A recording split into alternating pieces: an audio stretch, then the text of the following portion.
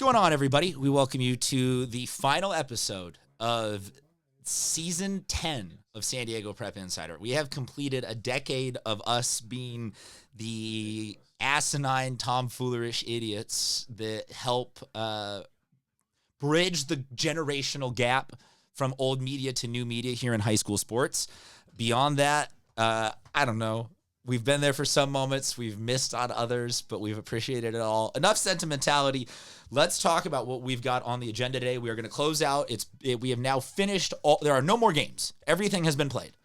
So we're going to talk about the section and state championships for, I want to talk mainly about baseball, but I think there's also some fun softball that I'm sure we can sprinkle in. Bodie was at some of those, if only tangentially at the park physically to help Don Norcross. But we've got to talk about our team fantasy drafts have been completed. And once again, we need your help on deciding who's the best team. And then any other final closing remarks. As always, I want to introduce my cast of characters on the left in the stadium. We're figuring out the lighting still today. Bodie De Silva in the middle is our intern. The Point Loma Minister of Propaganda on the right is Dave Ring.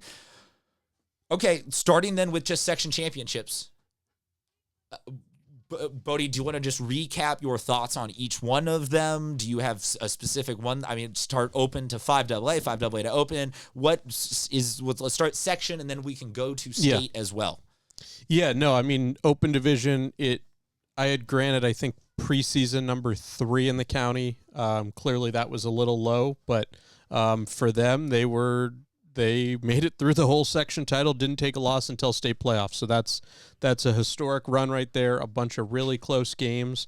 And when they came down to it, especially anyone that was at that open division title game, you know how good of a game that was. And when it mattered most, Parker Vance came up despite having a broken hand. Putting one off the left center field wall. And, doing what they needed. It just felt like throughout the year, whenever they needed it, someone would step up. They had those last inning comebacks. They had the big horses at the front line. We saw Brendan Lewis. I mean, we've saw him back as a freshman, and now to kind of complete this run and such a great football player too. So just felt like such a special year overall. And to have him be the one that started the inning of Granite Hills' eventual comeback. Yeah, maybe I know. It's lost in the shuffle. Parker mentioned Vance. that early on when we talked to him after the game, but just how Brendan got on. He knew his job was just somehow, some way to get him in, and that was going to be all they needed. They just played with a lead always. I mean, there were zeros on the board for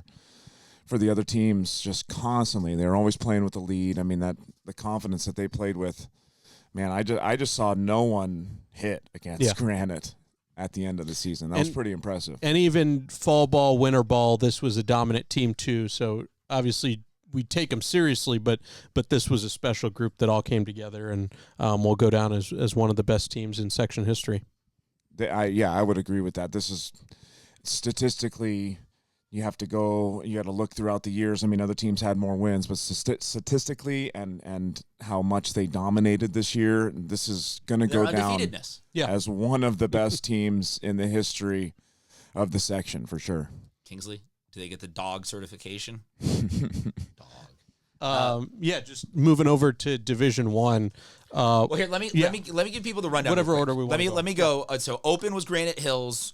Division 1 was Point Loma High School. Division 2 was Mount Carmel. Division 3 was University City. Division 4 was Ramona. Division 5 was High Tech High San Diego. And 5AA was Rock Academy. Their table set, everybody talked about all in one social media-sized clip. Bodie, back to what you were saying about Point Loma.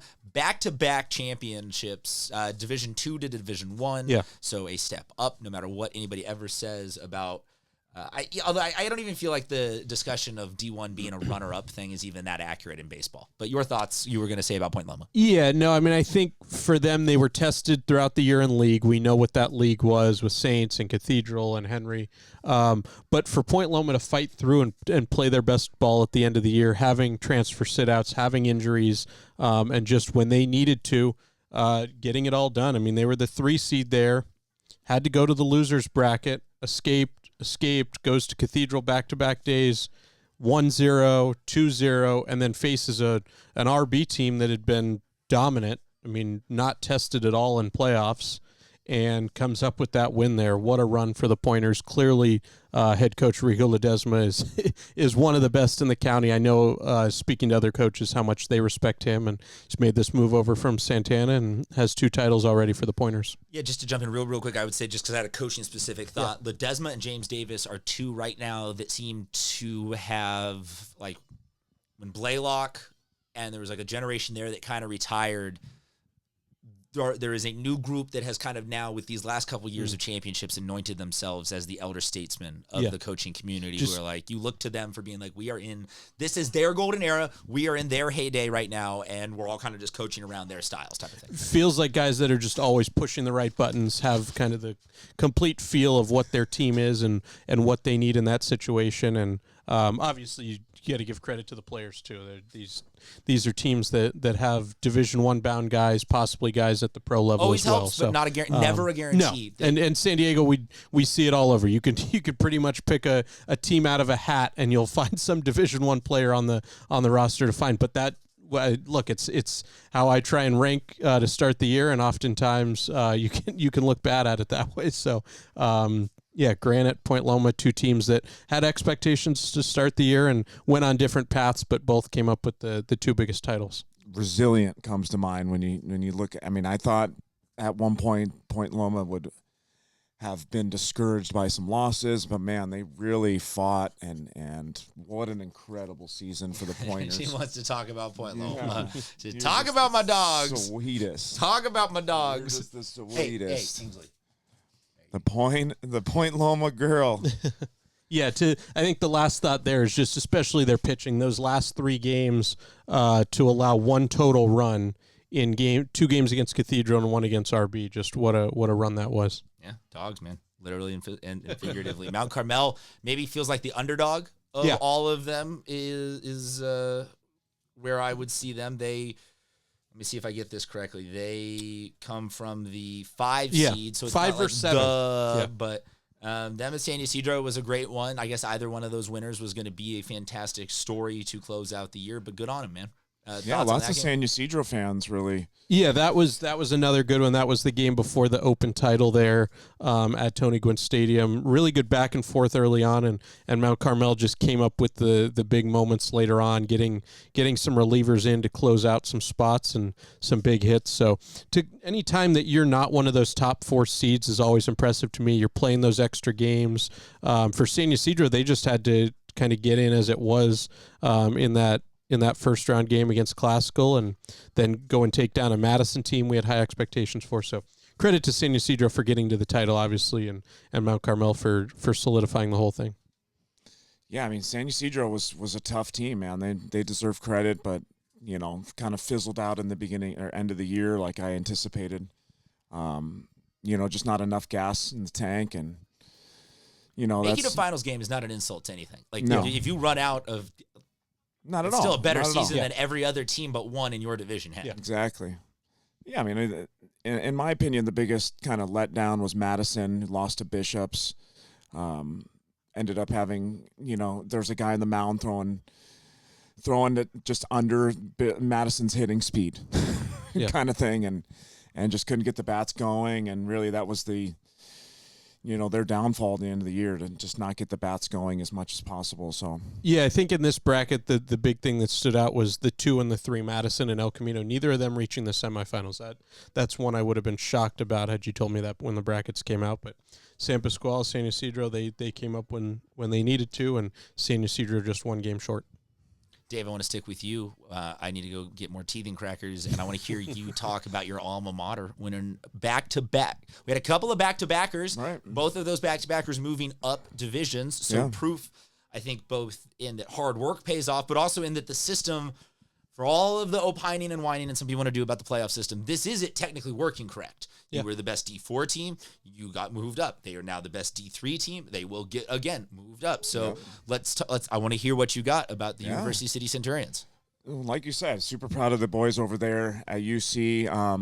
The biggest thing I want to highlight is, like we're talking about, a new kind of generation of coaches. You got Coach Chris Greer in his first year over there. I mean, this isn't his first year at UC, but his first year as a head coach. And Can't say enough amazing things about Coach Greer and kind of how he brought together the team and the style of coaching he brings. Really mellow guy, but the standards are high, and he really has brought together some egos and really kind of meshed together a team that, you know, was a D1 pitching staff. If you look at the pitching staff that they had, it's as good as they come in San Diego, and at times their hitting was a D4, D3 hitting squad, but towards the end of the year, I mean, you saw some of these guys really come through. It looked like a D2, D1 built squad, and to just kind of be a Division 4 winner last year, win Division 3 this year, and then to make it all the way to states, right? And they got bumped up division in states. And made a state run both years. So they bumped up, had to play Mount Carmel in the state championship, which we'll get to. But yeah, obviously that's always a funny one to me when you have teams from the same section, different divisions, match up in state, and then the team from the lower division wins. But just an impressive run, right? Like you said, I kind of jumped the gun there, but it's part of their run. No, this is your team, your stage, your time. Yeah, I think just for UC, what stands out is the close games: 8-7, 5-3, 3-1, just to get there. And they had to take on a Calexico team that was dominant. I saw Calexico last year at least once, and that's a great team.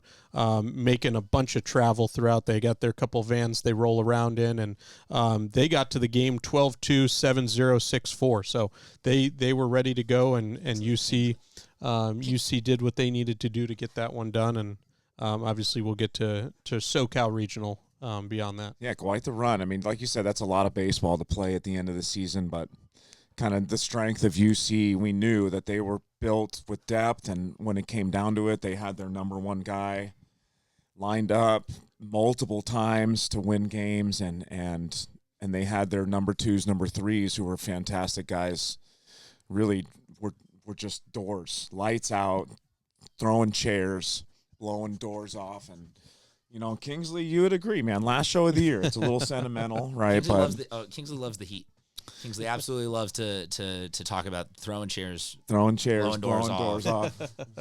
Because you see the intensity with which she lives her life. She is the personification of a fastball. There is no other. She'd either be a freaking highly trained police dog or your security guard for your little baby. Could this be the John Wick dog? This is not capable of. There's people that hit me up like, dude, whose dog is that in the podcast? The dog's so cool. Yeah, it is. It's my questionable decision-making co-host. This is my Speaking of which, my apologies goddaughter for leaving on my mic and giving you all the ASMR of opening up a bag of teeth while Dave's having a great hit about baseball. Okay, division, you will give more teeth and crackers in just a second. Ramona. Let's talk about more dogs. The dogs. Pretty good game for all of these. Saying pretty good game about a championship game is a cliche. So just thoughts about these last couple of championships before we move on to the state round? Yeah, I think D4 was just very chalk and not too surprising how we got there. I know Hilltop gave Otay a run there. Ultimately, the top seed Otay did get there.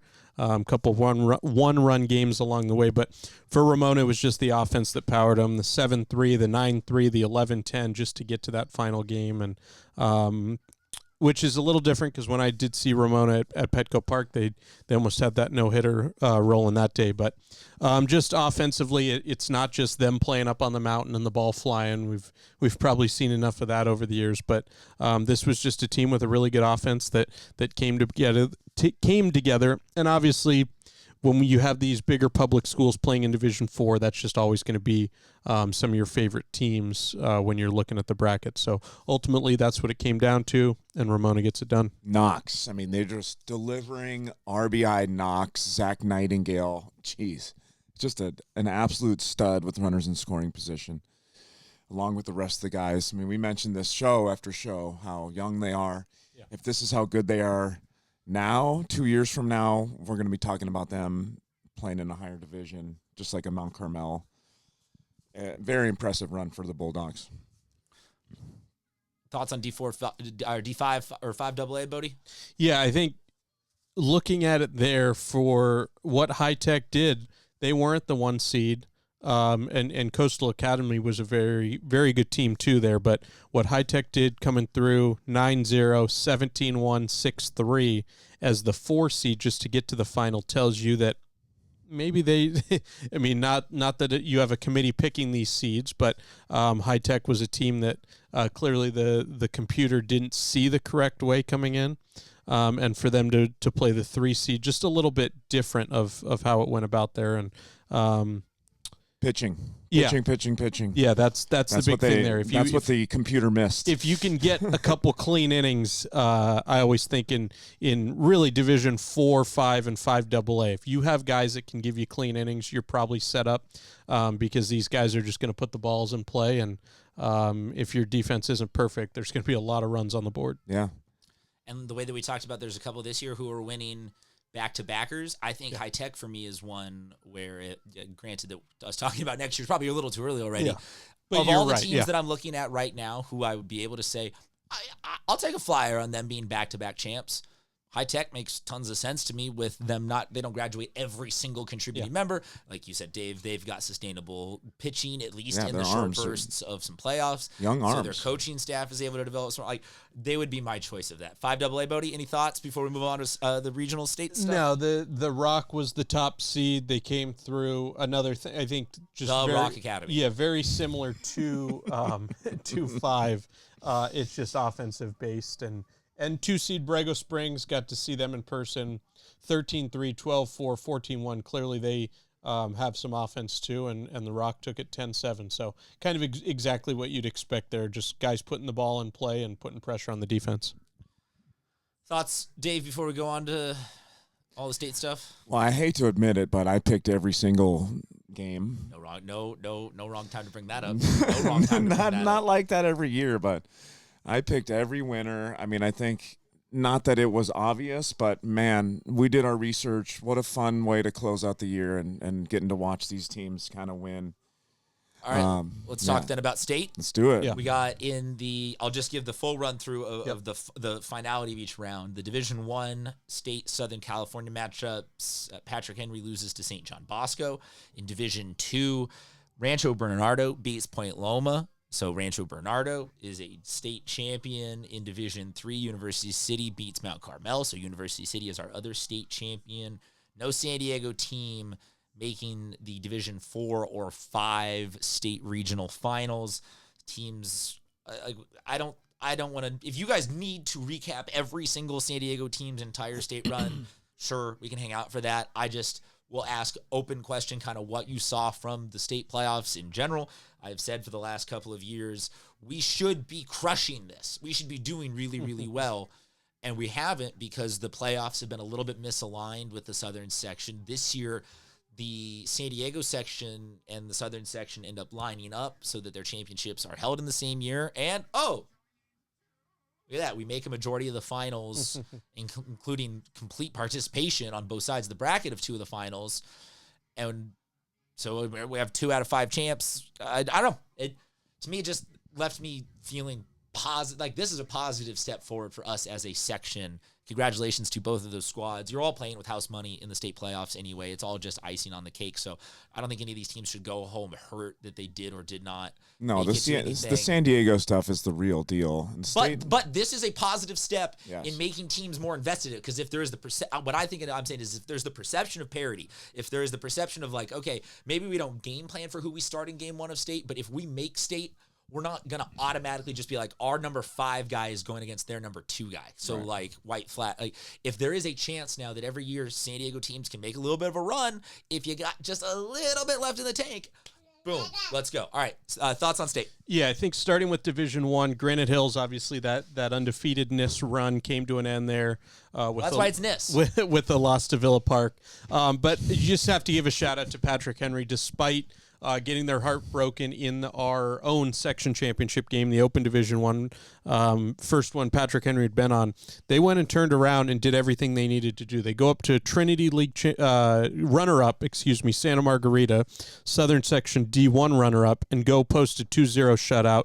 And then the next day they go up to Crespi, Mission League, and win 5-3. So losing to St. John Bosco, That's a team that won Division I in the Southern section, beat Corona along the way, walked off Santa Margarita. Nothing to feel bad about there. That's a team that's probably top 10 in the country, if not higher.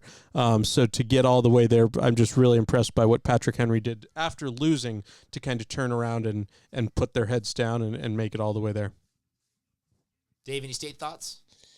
Yeah, I mean, you don't have to have any. UC did win another state championship. UC is a My thoughts are just like Christian was saying. predict another state A championship. team that was really invested to not lose and make it all the way to the end was Granite Hills. I mean, I saw a couple of the posts at the end. I mean, it just a little deflated, but man, I think just props to them on how amazing their season was, and to lose a game like that wasn't really a loss. It was just another baseball game where you didn't really have a chance to redeem yourself. You get one loss, right? You're out. So it's not one of those things where you can really make up for a loss. And Parker Vance only has so many broken-handed walk-off Right. game-altering triples in him. Like But I do sometimes you think- just got to enjoy the fact that the arc was the arc. Yeah. And I love how invested, and I just saw like one of the best teams that we've got a chance to watch over the last 10 years in the show. How invested they were to win the states, and you could just see everyone, how well they bonded. I mean, the messages, and everyone was like, my brother for life. I mean, just stuff like that to me is the important part of these playoff runs and the memories for life, man. It's pretty cool. Yeah, I'll speak on Division 2 and 3 quickly. Rancho Bernardo coming in as the 8th seed, and then going up to Fountain Valley winning, going to East Lake and winning, and then ultimately taking down Point Loma in the final 2-1. And Division 2 has really been a sweet spot for San Diego in recent years since these regional playoffs have started. I know Torrey Pines a couple years ago taking down Etiwanda to win that division, La Costa Canyon taking down Long Beach Milliken to win that division. So feels like Division 2 for our teams is just, whether it's a Division I winner, one of the open semifinalists, that's kind of the spot where San Diego really finds their success in postseason play. And obviously 3 of the 4 semifinalists and that's the under entire final. That's under the previous concept of those guys got eliminated True. early also, so their pitching resets in a way that the open finals don't. And then, in Division 3, we get 5 seed University City getting to the final there and taking down a Mount Carmel team that was also CIF champion. So you don't love that one San Diego team has to lose, but to have a full San Diego final in Division 2 and Division 3 is just great representation from the section. And I think it was a year that outside of Granite, it wasn't one dominant team, but it was a bunch of teams kind of finding their best baseball at the end of the year and making the most of it. All right, we're running out of snacks, which means we're running out of time for this show. It's like watching a candle burn down to the bottom of a wick. I think the one other, I'll just give a shout out on the genuinely softball thought side. this was going to be parenting advice. So deal, buddy. Let's talk some baseball. Softball side, Mater Dei Catholic goes and wins Southern California Division 1, so huge thing for San Diego there. Wow. East Lake, as the 6th seed, goes on the road to Bakersfield, goes on the road to Westlake, and then takes down Elko and Christian in the D2 final. How about Point Loma in Division 3? They're the winners. So Division 1, 2, and 3 on the softball side is all San Diego section winners. So and not the girl just from baseball, too. Olympian threw a no-hitter in the section championships, which is also dope. All right. Every year we close out with a fantasy draft that is fun for us and is like, do not take any. If any of you waste your time complaining in the comment section, you're dumb. This is just for fun. This is not an all CIF thing. There will be, and that's why I won't read it. There are make your own podcast. Make your There are own very podcast. clearly themes to all of these. These are only 14 players. We could choose 25 players. It's like, bro, why don't you give our guys love, So deal dude? with it. Shut up. Like I've already changed my mind 5 times on my lineup, and I want to go back to other players. But here's what I will start. You can go on our social media and hit like to vote on whose team you think would be the best of the 3 teams, and also drop the one comment that you can drop is figure out what the theme is between each one. Like who thinks of what version of baseball. And if you've been watching the show for the last 10 years, You'll know. You'll figure it out. My team is the OPPOs, the overpowered pitcher onlys. We have one catcher. His name is Henry Armstrong. He goes to Bishops. We have Diego Castro from Hoover as our designated. He's going to be our designated pinch runner.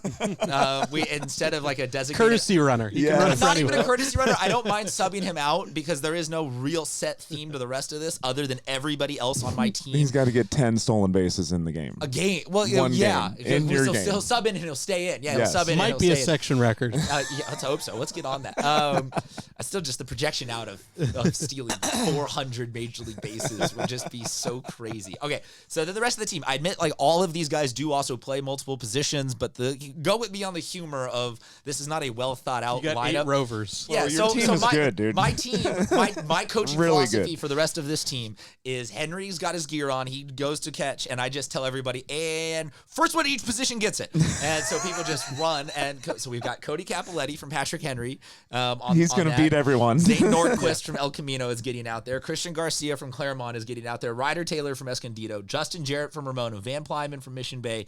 Luca Neglev from Canyon Crest. Wow. Declan Higgins from Saints. AJ Curry from UC. Clyde Cates from Bishops. And Elijah Stevens from Sage Creek. Now, I get it. I got some guys that can hit. There is some, I'm being a little You could facetious there. change to a different pitcher every at bat with that That's squad. what I'm saying, though. Of all this years, that this year, why it was just like we've got so many insanely good pitchers. I'm gonna finally get. Well, we know one Garcia wink and a can play nod. first base at least. Well, and that's what I'm saying. Capoletti can obviously play anywhere in the Right? infield. Justin Jarrett has played Bro. center and short for Ramona. Team is AJ dogs. But then you start to look at like Van Plyman was also a first baseman. AJ Curry was also a first baseman. So like Zane Nordquist was also a first. Like some of these people are gonna bump into each other a little bit as they all Yeah. scramble for a position. For sure. Let's hear about Team Meatball Mashers. What do we got next? Reminder, you can go on our social to vote for all of these. Yeah, so catching Mace Wheeler, we've seen that name from Valhalla for a couple years now, just posting incredible numbers at the plate every time out. Wanted to spread it around, make sure that guys get to know each other. No multiple guys from the same school there. So we'll go Leo Wilderman at Madison, had a really good year there. Really good. Liam O'Day from Del Norte. Evan Thomas from Fallbrook, a big-time multi-sport guy up there. Jet Kennedy, guys that can play anywhere around the infield there. Obviously, Jets from Carlsbad. Jackson Noonan from Santa Fe Christian. Alex Messman from Patrick Henry, one of the best base stealers in the county. Parker Smith had another huge year at Poway as a junior. And then some two-way guys there. Tyler Wick's a guy that can play short. He'll hit for you. He can close for you. You got Brennan Lewis from Granite Hills fame, obviously, in the rotation there, along with Brody Martin from Torrey Pines, Taylor Worth Coronado, and Carter Tucker Imperial. So some big-time strikeout guys there in the rotation as well. So like that's a coherently balanced team. So, Your okay, pitch, Dave, both of your pitching staffs are unreal. Yeah, but think about who you have to hit with. Well, I'm a little more organized than you guys. I've got guys at each position, so they're not allowed to move. you have said. They're staying at their position for the entirety of the game. Bryce Miller, he's playing catcher for me out of Mount Carmel. First baseman, Ethan De La Cruz, he's at Classical. Second base, Aiden Sun, he's at Del Norte, had an unreal year. We got the CIF, all CIF teams coming out here Monday, so it should be interesting to see who's making those squads. At third base for me, I've got Raffy Dunn. He's at Saints. Tommy and Tranken, he's my shortstop at Granite Hills. And then outfield, I'll let these guys figure it out, but I got Jackson Norum from La Jolla Country Day, Angel Laya from Eastlake, Bo Osland over at Claremont, had a fantastic season, tons of RBIs. And my DH is Max Farrell out of San Marcos. We know he hits bombs, so I couldn't have gone wrong with him. He must have hit almost 25, 30 bombs in his career. If you look back, I think he was double digits last year, hit 9 this year. And I think his sophomore year he had 5. So an absolutely incredible career for Max.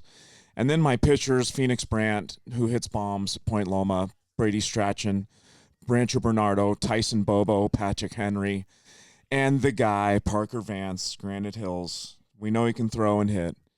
So anyone that can throw and hit, And he'll hit in the secondary, too. on my team is Team Swamp Donkey. So don't be jelly if you didn't make Team Swamp Donkey. Wanted to come, as we just say thank you to everybody, let you know what the intern looks like now, as we have a little time capsule of this was like a little teeny baby when the season started, and now it's this. So if you ever see us talking off to the left or handing crackers or something like that, this is the little munchkin that has been up to that. Guys, We got the Sesame Street distraction. but yeah, Yeah. He's like just staring. But yeah, right now she's focused, but we're also completely out of snack. This is the last of the teething crackers that is available. Make sure you go vote for my team because it's really important to me that I win social media stuff. Yes, and argue if you're going to argue with anybody in the comment section. Just leave it to Dave. Yeah, Talk just to you next season. I have time. I have time. It's summer. We all have time. Talk to you guys next year. Thanks for a great year, everyone. Thank you guys for a great year. Kingsley, let's go outside.